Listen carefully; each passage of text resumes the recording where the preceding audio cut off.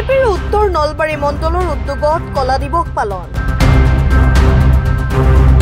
1975 চনৰ 25 জুন তাৰিখে অসাংবিধানিকভাৱে ঘোষণা কৰা জৰুৰীকালীন অৱস্থাৰ পৰিপ্ৰেক্ষিতত সমগ্ৰ ভাৰতবৰ্ষৰ লগতে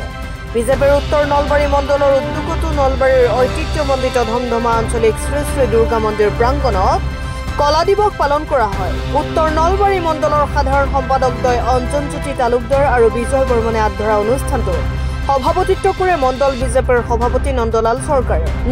চৰকাৰে মুখ্যমন্ত্ৰী ডক্টৰ হিমন্ত বিশ্ব শৰ্মা আৰু ৰাজ্যিক বিজেপিৰ সভাপতি দিলীপ শইকীয়াক বটবৃক্ষৰ সৈতে তুলনা কৰি অসম প্ৰদেশ কংগ্ৰেছ কমিটিৰ সভাপতি গৌৰৱ গগৈক গোহালি ঘৰৰ পিছফালে গজা এডাল সাধাৰণ গছ বুলি তুচ্ছ-তাচ্ছিল্য কৰে। প্ৰায় 5 শতাধিক দলীয় সদস্য উপস্থিত থকা সভাখনত উপস্থিত থাকে উত্তৰ নলবাৰী জিলা পৰিষদৰ সদস্য মিনি ডেকা কলিতা, আঞ্চলিক পঞ্চায়তৰ সদস্যসকল। আজি ভাৰতীয় জনতা পাৰ্টি উত্তৰ নলবাৰী মণ্ডলৰ ধমধমাস্থিত দুৰ্গা মন্দিৰ প্ৰাংগণত কলা দিৱসৰ আয়োজন কৰা হয়। প্ৰায় 5 শতাধিক দলীয় কাৰ্যকৰ্তা সৰ্বসাধাৰণ ৰাইজে এই কলা দিৱসত অংশগ্ৰহণ কৰে আৰু কলা দিৱস সম্পৰ্কে আমাৰ যিখিনি বিষয় সৰ্বসাধাৰণ ৰাইজৰ মাজত লৈ যোৱাৰ কাৰণে আমি বক্তব্য আগবঢ়াওঁ। আমি এইটো কথা সকলোকে অনুৰোধ জনাইছো যে কংগ্ৰেছ এনেকুৱা এটা পলিটিকেল পাৰ্টি যি পাৰ্টিয়ে যে 1971 চনৰ যি সাধাৰণ নিৰ্বাচন আছিল সেই নিৰ্বাচনত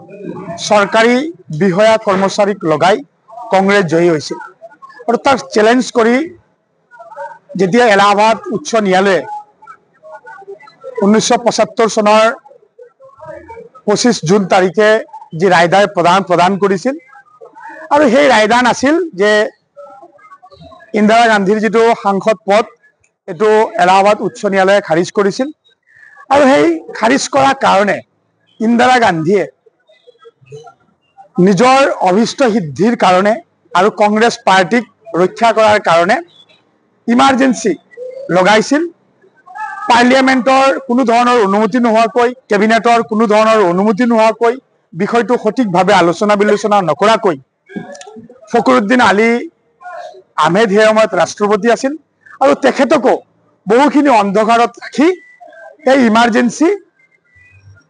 লগাইছিল আৰু এই ইমাৰ্জেন্সি পৰাই আমি সেই দিনটো কলা দিৱস হিচাপে পালন কৰি আহি আছো ভাৰতীয় জনতা পাৰ্টিয়ে আৰু তাৰ লগত সংগতি ৰাখি আমি প্ৰতি বছৰে এইটো কৰোঁ আৰু এইবাৰো আমি কলা দিৱস পালন কৰিছো। News desk report Assam time.